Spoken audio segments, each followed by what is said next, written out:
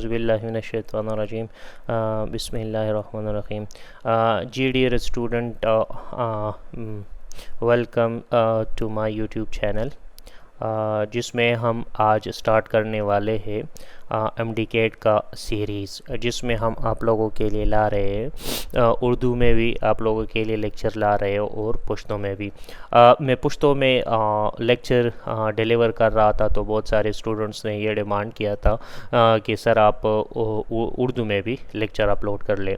तो उन स्टूडेंट्स के डिमांड पे हाँ इंशाल्लाह आज से हम स्टार्ट करें एमडीकेट का सीरीज़, जिसका लेक्चर नंबर 1 है, जिसमें हम आज पढ़ेंगे सेल स्ट्रक्चर इन फंक्शन का यूनिट है, जिसमें हमारे पास लेक्चर 1 हम आज स्टडी करेंगे, जिसमें हम आप लोगों के लिए ला रहे हैं जिसमें हम आप लोगों को पहले सबक पढ़ाएंगे, वो भी जो एमडीकेट के सिलेबस के मुताबिक होगा, और उसके बाद हम आप लोगों को उसी टॉपिक पे प्रीवियस ईयर क्वेश्चन का प्रैक्टिस भी देंगे, और जब ये सीरीज़ ख़त्म हो जाए तो उसके बाद हम एमसीक्यूज़ का सीरीज़ भी स्टार्ट करेंगे। तो चलो स्टार्ट करते हैं। अगर आप लोगों को ये सीरीज़ अच्छा लगा है तो अपने दोस्तों के साथ ज़रूर शेयर करें और लाइक और कमेंट करना ना भूलेगा। अच्छा जी, स्टार्ट करते हैं। तो ये हमारे पास डे 1 का एमडीकेट का लेक्चर है, जिसमें हम आज पढ़ेंगे।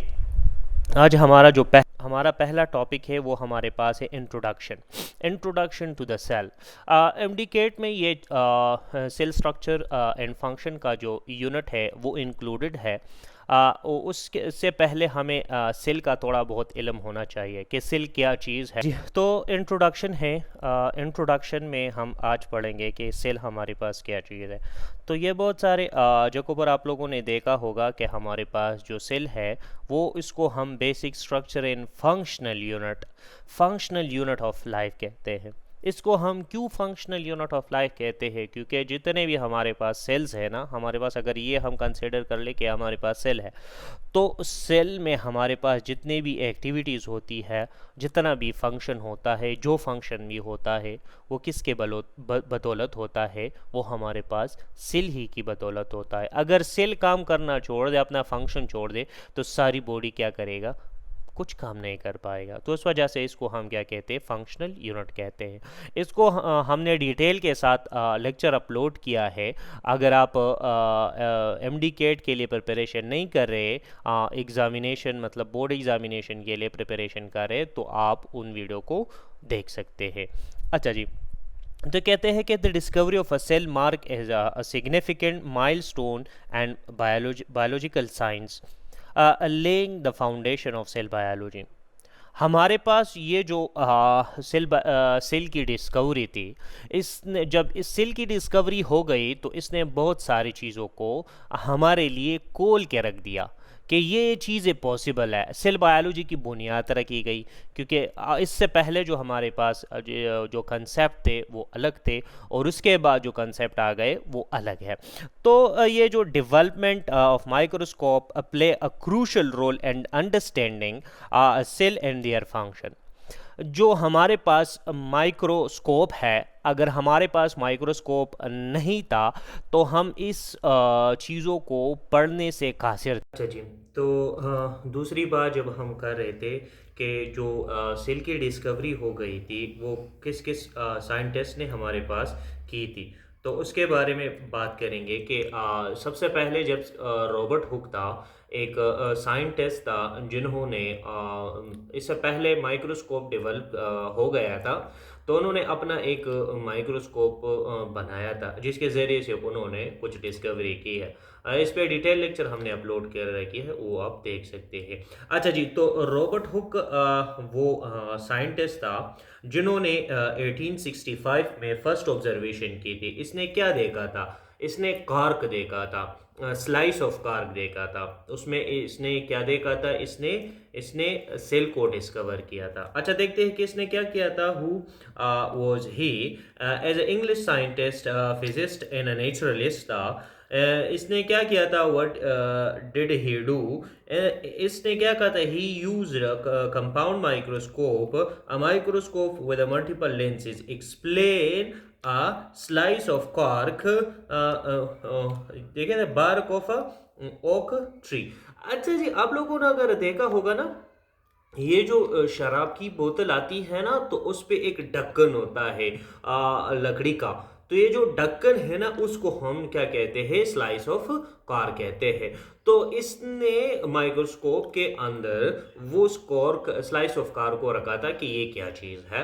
तो उन्होंने फिर देखा कि ये हमारे पास, इसने क्या देखा, इसने देखा कि ये हमारे पास क्या है, तिनी बॉक्स लाइक कंपार्टमेंट है विच इज कॉल्ड एज इन्होंने क्या कहा, इसको सेल्स का नाम दिया गया, because they resemble among small rooms in monastery. So इस वजह से इन्होंने क्या नाम दिया था, इसको सेल दिया गया था, जिसको हम चैम्बर और बॉक्स भी कह सकते हैं। अच्छा, आप लोगों ने देखा होगा ना, हम कहते हैं कि ये जो सेल होते हैं, पनिशमेंट सेल होते हैं, प्रिजन सेल्स होते हैं, तो मतलब वो एक रूम होता है ना, तो उस वजह से इसको भी सेल कहा जाता है। अच्छा जी, इसकी लिमिटेशन क्या थी? ये जो रॉबर्ट हुक था, इसने जो चीज डिस्कवर की थी, इसमें लिमिटेशन क्या थी? चीज क्या था? वो सेल था। अच्छा, लिमिटेशन ये है हमारे पास कि रॉबर्ट हुक ने जो सेल डिस्कवर किया था, एक्चुअली उसने सेल वॉल देखा था, सेल वॉल देखा था। अच्छा जी, आप लोगों से मैं एक सवाल पूछना चाहता हूँ कि ये जो हमारे पास ये अगर मैं आपको ड्रा कर दूँ, तो इन्होंने कुछ इस तरह का स्ट्रक्चर देखा था। अगर आप लोगों को अभी नज़र आ रहा है, क्योंकि ये इस तरह का स्ट्रक्चर इन्होंने देखा था। तो इसने ये स्ट्रक्चर सिर्फ और सिर्फ इसने ये स्ट्रक्चर देखा था। अगर मैं यहाँ पे ड्रा कर दूँ, यहाँ पे इन्होंने इस तरह का स्ट्रक्चर देखा था। इन्होंने इस तरह का स्ट्रक्चर देखा, तो इन्होंने ये सेल ऑर्गेनेलीज क्यों नहीं देखे? आप लोग मुझे बता दें। शाबाश। इन्होंने ये जो अंदर साइटोप्लाज्म और सेल ऑर्गेनील थी, उसने क्यों नहीं देखा था आपके ख्याल में? अच्छा जी, चलो मैं बताता हूँ।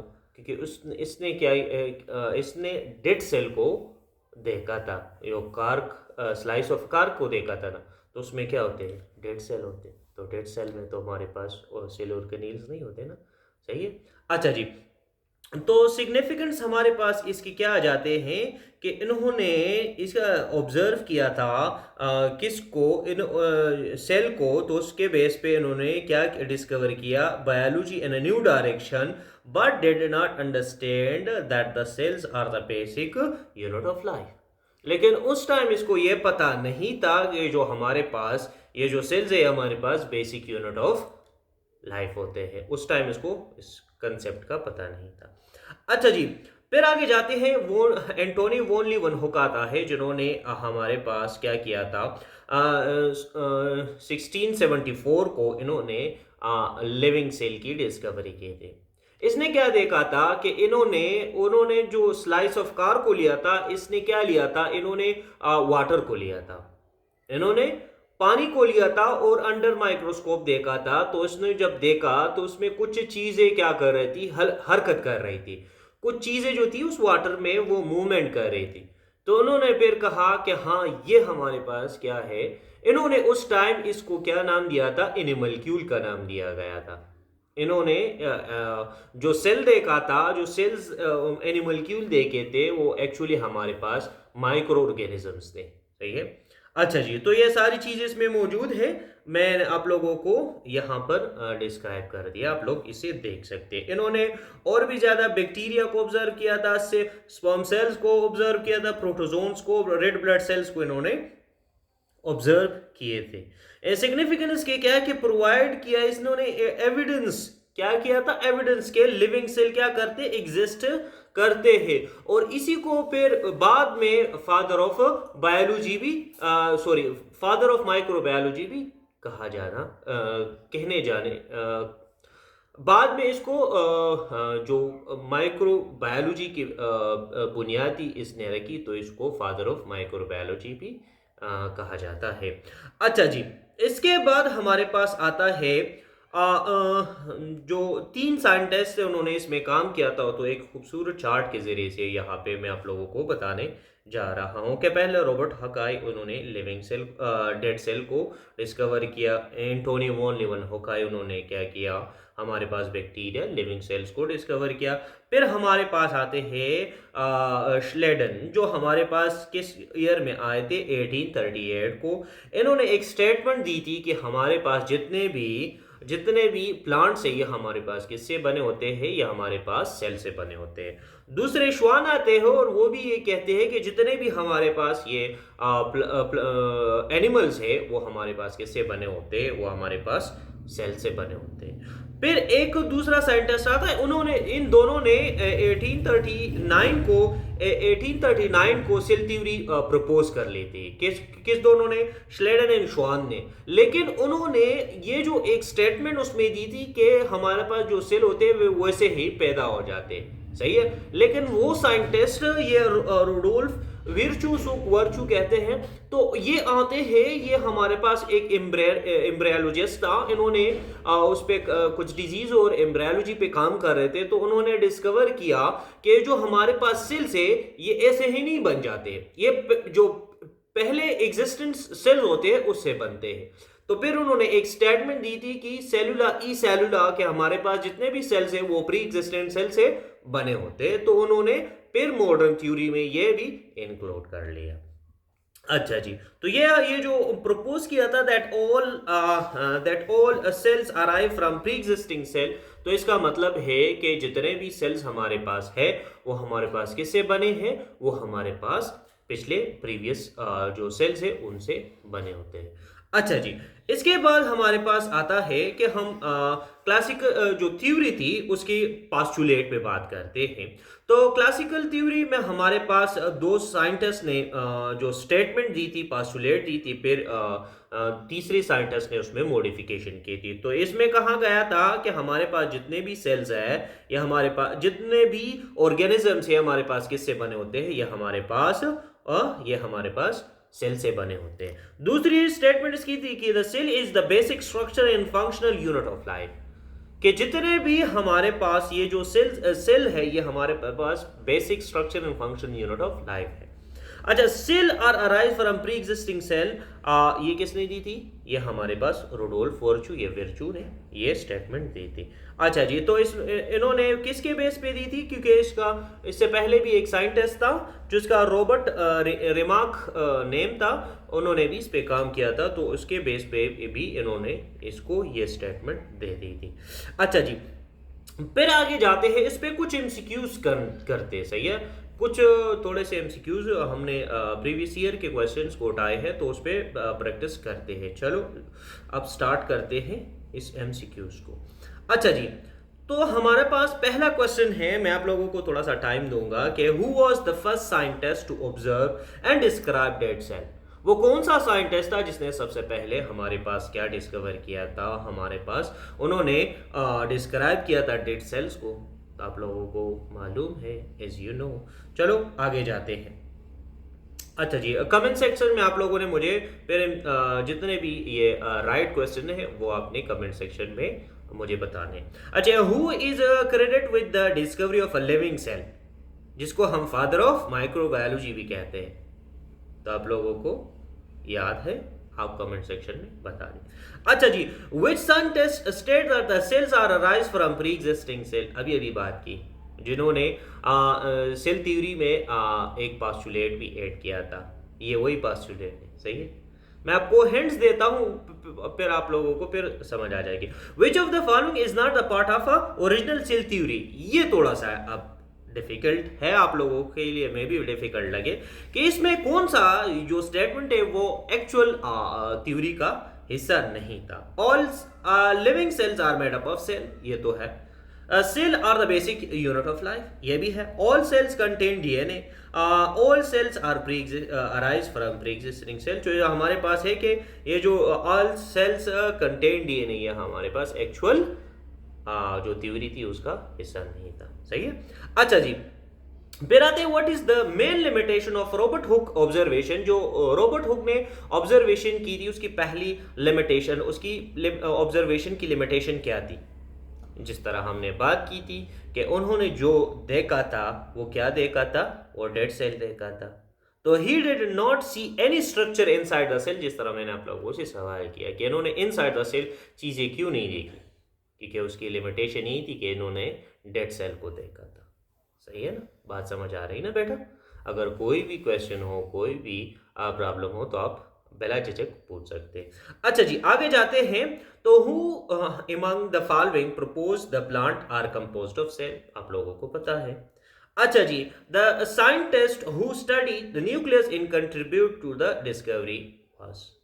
ये थोड़ा सा इसमें मतलब ये जो हमने पढ़ा है इससे थोड़ा सा हटके है, लेकिन यही मैं आप लोगों को बताने की कोशिश कर रहा हूँ कि बाज़ औक़ात आप लोगों ने कोई टॉपिक नहीं पढ़ा होगा, लेकिन जो ऑप्शंस होंगे ना वो आप लोगों को ऐसे दिए गए होंगे जो आपने पढ़े होंगे। सही है?